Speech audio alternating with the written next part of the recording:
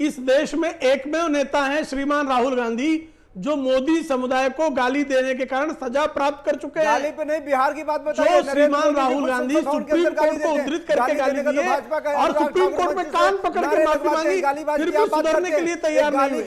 ऐसा व्यक्ति, ऐसा उद्दंड व्यक्ति जो सुप्रीम कोर्ट को उद्धृत करके गाली देता है और सुप्रीम कोर्ट में कान पकड़ कर माफी मांगता है, जो सजा याफ्ता है, जिसकी माता गाली देती है, स्वयं सोनिया गांधी ने मौत का सौदागर जैसे शब्दों का प्रयोग किया। दोस्तों, अभी तो था मस्ती का माहौल, अब शुरू होती है असली बहस। ये है वाइब विचार, सच, सवाल और सीधी बात। वीडियो पसंद आए तो लाइक जरूर करें। जिसका अध्यक्ष गाली देता है, श्रीमान नरेंद्र मोदी को रावण कहा, राहुल गांधी सजा याफ्ता है, उनकी पार्टी के जयराम रमेश गाली देते हैं, मणिशंकर अय्यर गाली देते हैं, सलमान खुर्शीद गाली देते हैं, पूरी गालीबाजों की पार्टी है। इस पूरी यात्रा का रोड मैप बनाया गया था ताकि एनडीए की जो पार्टियां हैं उन पर दबाव बनाया जा सके। एक मिनट आशुतोष, पूरी यात्रा का जो रोड मैप बनाया गया था वो इस तरीके से बनाया गया था, बड़ी पॉलिटिकल तरीके से इसका यात्रा का रोड मैप बनाया गया था। बीजेपी से जेडीयू, चिराग पासवान, जीतन राम मांझी, उनके गढ़ में ये यात्रा गुजर रही थी।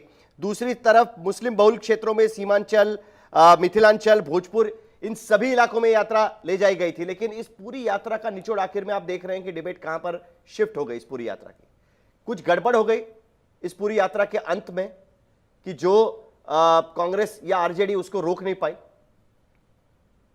देखिए, यात्राओं से कभी किसी नेता को, किसी भी दल को नुकसान नहीं हुआ, कभी भी नहीं हुआ। जिन राहुल गांधी ने जब भारत जोड़ो यात्रा की शुरुआत की तो लोगों ने कहा कि ये तो बेकार की यात्रा है।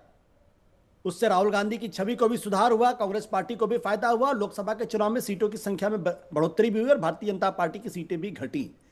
तो जब कोई भी नेता होता, चाहे भारतीय जनता पार्टी का नेता हो, चाहे कांग्रेस का नेता हो, चाहे समाजवादी आरजेडी का, वो अगर जनता के बीच में जाएगा, लोगों से मिलेगा, उनके बीच में उठेगा बैठेगा, उनके मुद्दों को उठा के बात करेगा, उसको फायदा होगा। अब ये फायदा वोट में कितना कन्वर्ट होगा ये तो रिजल्ट आएंगे तभी पता चल पाएगा।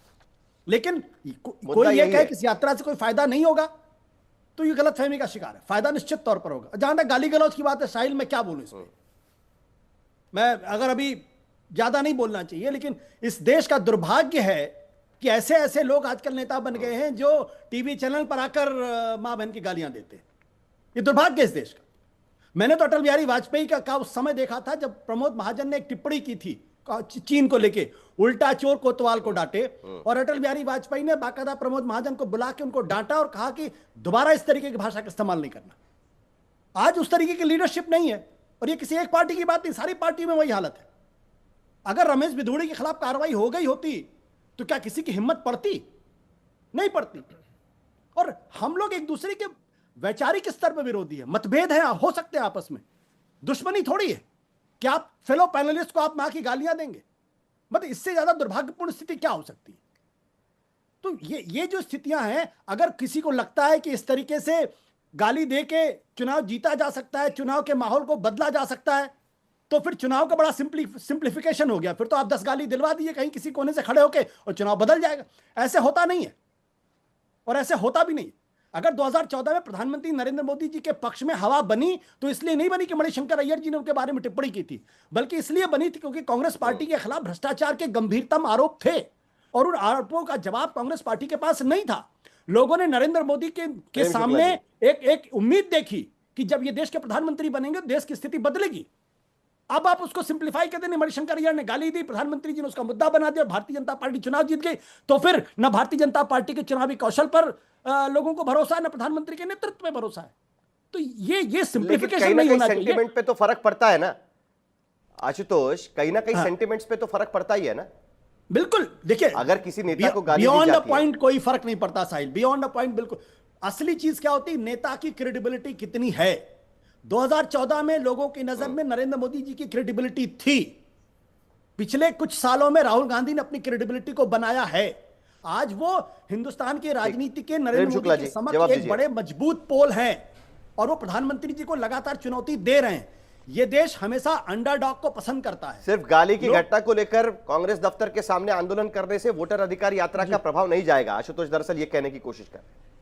बिल्कुल, और मैं देखिए, ये 2014 से देखिए, आदरणीय नरेंद्र मोदी जी को 2002 में, सुनिए अब आप सुन लीजिए, 2002 में नरेंद्र मोदी जी को मौत का सौदागर श्रीमती सोनिया गांधी ने कहा था और मौत का सौदागर साबित करने का प्रयास किया गया। 2002 में गुजरात की जनता ने श्रीमती सोनिया गांधी को पराभूत किया और श्री नरेंद्र मोदी को चुनाव जितवाया। लगातार नरेंद्र मोदी के प्रति जो है गंगुतेली कहा गया, क्या क्या गाली नहीं दी गई नरेंद्र मोदी को। जो गालियां भी गुजरात के चुनाव में, पिछले गुजरात के चुनाव में, 2022 के गुजरात के चुनाव में मल्लिकार्जुन खड़गे जी वहां गए और रावण कहा नरेंद्र मोदी जी को, उसका क्या परिणाम हुआ? गुजरात में अभूतपूर्व परिणाम आया। गुजरात में 156 सीटें, 182 में से 156 सीटें जीतने में गुजरात मॉडल की वजह से नहीं हुआ, नरेंद्र मोदी जी के नेतृत्व में भारतीय जनता पार्टी सफल हुई। तो आप गुजरात मॉडल की वजह से नहीं जीता है, कांग्रेस ने मौत का सौदागर की टिप्पणी की, उसके वजह से जीते। आप ये कहने की कोशिश कर रहे हैं? नहीं साहिल, नहीं सुन लीजिए ना, जब आपके पास किसी के खिलाफ जो है ना बोलने के लिए सारे मुद्दे समाप्त हो जाते हैं तो कुंठा के कारण आपके मुख से गाली निकलती है, और 150 गालियां कांग्रेस की 150 कुंठाओं की परिणति है। और उस परिणति का परिणाम यह है कि आप किसी मुद्दे पर मोदी जी के खिलाफ नहीं बात कर पाते हैं, बल्कि कभी मोदी जी को गाली देंगे, जल्दी से जवाब, उसके बाद अभिषेक झा के पास मोदी जी के परिवार को गाली साहिल, देंगे, कभी मोदी जी की जात को गाली देंगे। साहिल जी, और जात को गाली देने का परिणाम आपने देखा है अदालत सुनिए में सुनिए, बाकायदा हाथ कंगन को श्रीमान आरसी राहुल क्या, गांधी को सुनिए प्रेम पढ़े शुक्ला जी लिखे दीपक झा से जवाब भी लेते हैं। जी, सजा दिया उनको। साहिल भाई इनको चुप करा दीजिए। इसी के लिए मैं एक बोलूंगा, हाथ कंगन को आरसी क्या, पढ़े लिखे को फारसी क्या। तो भाजपा के प्रवक्ता जो यहाँ पे बैठे हुए हैं, इसके ज्वलंत उदाहरण है। हमारी पार्टी के प्रवक्ता को इन्होंने माँ बहन की गाली दी है। तो भाजपा के तो स्वयं निर्लज्ज पार्टी है और इनके गालीबाज प्रवक्ता आपके चैनल पे बैठे हुए हैं। इनको आपने बैन भी किया था इस चैनल ने, लेकिन भाजपा है कहीं ना कहीं मीडिया। देखिए मोदी जी का मीडिया रूपी जो टॉनिक है ना, अगर 2 दिन बंद हो जाए मीडिया, देश का मीडिया अगर मोदी मोदी रटना बंद हो जाए तो मोदी नाम का जो गुब्बारा है वो फूट जाएगा। बात ये नहीं है कि मोदी जी को किसने दिया गाली, मोदी जी ने खुद कितने लोगों को गाली दिया, सत्ता में बैठ के संसद भवन के अंदर गाली दिया है। तो ये लोग बेनकाब हो चुके हैं, मुद्दों की बात नहीं करेंगे। बात मैं एक बार फिर आपको दीपक झा याद दिलाना चाहता हूं कि आज की स्थिति में वोटर अधिकार यात्रा दिखाने के बाद भी अंत में हम चर्चा कर रहे हैं कि जो 2 दिन पहले घटना हुई, उस घटना को लेकर हम दरअसल यहां पर चर्चा करना शुरू कर दिया है, क्योंकि बीजेपी ने इस पूरे मुद्दे को, जो गाली गलोच उस स्टेज से हुई, उस बात को लेकर आना शुरू कर दिया। लेकिन हमें चर्चा तो एसआईआर पर करनी है, इस पूरे वोटर अधिकार यात्रा पर करिए, और आप भी उसी ट्रैप पे चले जा रहे हैं। 10 सेकंड इस बात को आपको ध्यान में रखना होगा। साहिल भाई इन्होंने क्या बोला, नरेंद्र मोदी जी का झूठ, नरेंद्र मोदी जी की गाली पूरे देश के सामने कहते हैं टॉक एंड टेरर नहीं चलेगा, लेकिन पाकिस्तान के साथ क्रिकेट खेलेंगे। क्यों खेलेंगे भाई? पाकिस्तान क्या, पाकिस्तान को बर्बाद करिए ना, पाकिस्तान का तो पानी बंद करेंगे, लेकिन फाइनेंशियली क्रिकेट खेल के उसकी पीसीबी को आप स्ट्रांग करते हैं। क्यों करते हैं भाई? देश को जवाब दीजिए। आप कहते हैं नमस्ते वोटर अधिकार यात्रा आपके क्षेत्र में भी गई थी। चलिए आगे बढ़ाते हैं चर्चा को। अभिषेक झा, सारे मुद्दे पे बात नहीं वोटर करेंगे, अधिकार गाली की यात्रा बात करेंगे। ऐसे क्षेत्रों में भी गई थी जहां पर जनता दल यूनाइटेड या जो एनडीए का गढ़ माना जाता है, उन इलाकों से भी गुजरी है। एक नया समीकरण लाने की कोशिश की जा रही है। पीडीए की बात अब पिछड़ा, दलित और अल्पसंख्यकों की बात अब बिहार में भी करना शुरू हो चुका है। लेकिन मुद्दा अभी भी यही है, 3.5 लाख लोगों को नोटिस जा चुका है, कई नाम अभी भी वोटर लिस्ट से गायब है। क्या आपको लगता है कि यह चिंताजनक साबित हो सकता है बिहार के चुनाव में? साहिल जी, एक तो डिबेट के आखिरी पड़ाव में आपने मुझे मौका दिया है, मैं उम्मीद करूंगा कि मैं अपनी पूरी बात रख पाऊं, और अगर आप मुझे पर्याप्त समय नहीं दे पाए तो मैं फिर से आग्रह करूंगा कि ऐसी डिबेट्स में हमारी पार्टी को नहीं बुलाएं तो अच्छा है, फेस ऑफ ही करा लें। आप बिहार पर चर्चा कर रहे हैं, सर, इसीलिए आपके 30 सेकंड चलेंगे। आप, हाँ भाई, उसमें क्या दिक्कत है? हमें आपत्ति तो दर्ज करानी पड़ेगी ना। बिहार की सत्ता में, बिहार की राजनीति में केंद्र जो नेता हैं, उनकी पार्टी हमेशा रही है, उनको ही आप मौका नहीं दे रहे हैं बोलने का। तो मुझे पर्याप्त मौका आप दें, मैं इस बात की उम्मीद करता हूं। मसला यह है कि इस वोटर अधिकार यात्रा से मैं आपको स्क्रिप्ट समझा देता हूं। सबसे ज्यादा फायदा अगर किसी को होगा तो एनडीए के कुनबे को होगा। आप आश्चर्य से पूछेंगे ऐसा क्यों है, मैं आपको बताता हूं क्यों। इससे पहले तेजस्वी यादव जी बिहार की राजनीति में नेता प्रतिपक्ष के रूप में चर्चा में होते थे, मीडिया की लाइमलाइट में भी आते थे, क्योंकि जनता से जुड़े बुनियादी मुद्दों की चर्चा करते थे। शिक्षा, स्वास्थ्य, रोजगार की बात करते थे, लॉ एंड ऑर्डर पर चर्चा करते थे, कहीं करप्शन है तो वहां चर्चा करते थे, बेरोजगारी कैसे दूर होगी इस पर चर्चा करते थे। शायद उनका कनेक्ट बन रहा था बिहार के लोगों से, ऐसा उनकी पार्टी के लोग मान रहे थे। तो तेजस्वी यादव जी का राजनीतिक बेड़ा गर्क करने के लिए राहुल गांधी जी बिहार आते हैं और ऐसे मुद्दे को उठाते हैं जिसका एक बहुत बड़े स्केल से कोई लेना देना नहीं है।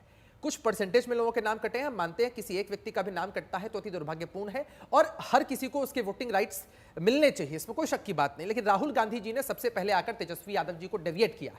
दूसरा, 2 युवराज जब उत्तर प्रदेश में घूम रहे थे कोई फायदा नहीं हुआ और आज वो युवराज उत्तर प्रदेश से चलकर बिहार चले आते हैं। अब 3 युवराज हो जाते हैं साहिल जी। 3 तिगाड़ा काम बिगाड़ा, हमारे यहाँ कहावत है। स्टालिन साहब को बुला लेते हैं जिन्होंने हिंदू देवी देवताओं को जनता दल यूनाइटेड में भी युवराज लाने की बात चल रही है, आपको याद होगा पिछली बार हमने उस पर भी बात की।